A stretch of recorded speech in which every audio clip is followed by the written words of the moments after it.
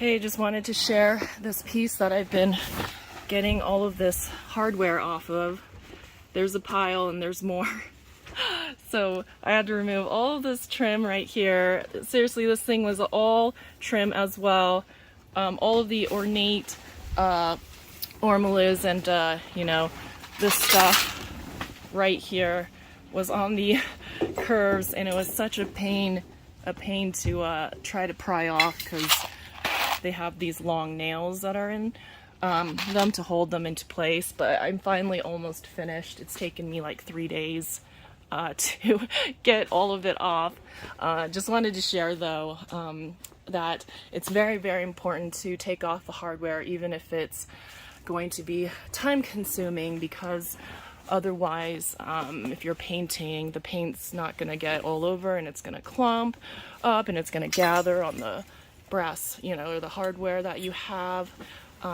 It's very, very important to do this. I see some people teaching painting and don't take off the hardware. Just remember that if you want to do quality work, you have to put in the time, you know, to prep it correctly so that it is the best that it can be.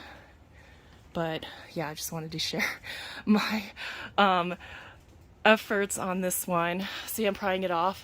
These are the nails that are in them, so they're like firmly attached. I've been using this flathead to pry it off as much as I can, like this. Well, first I have to pry it off, you know, like directly from there, and then got these super long nails, and I'm just trying to get it off as much as possible before I try to pry it off with my nose pliers. And gosh dang it, see how hard it is to try to get this thing off. So that's why it's taken me so long, because it's like trying to get this out without damaging the veneer is not easy at all. So that's what I've been doing. And see these nails? But they will come off. I will make them come off. I will win.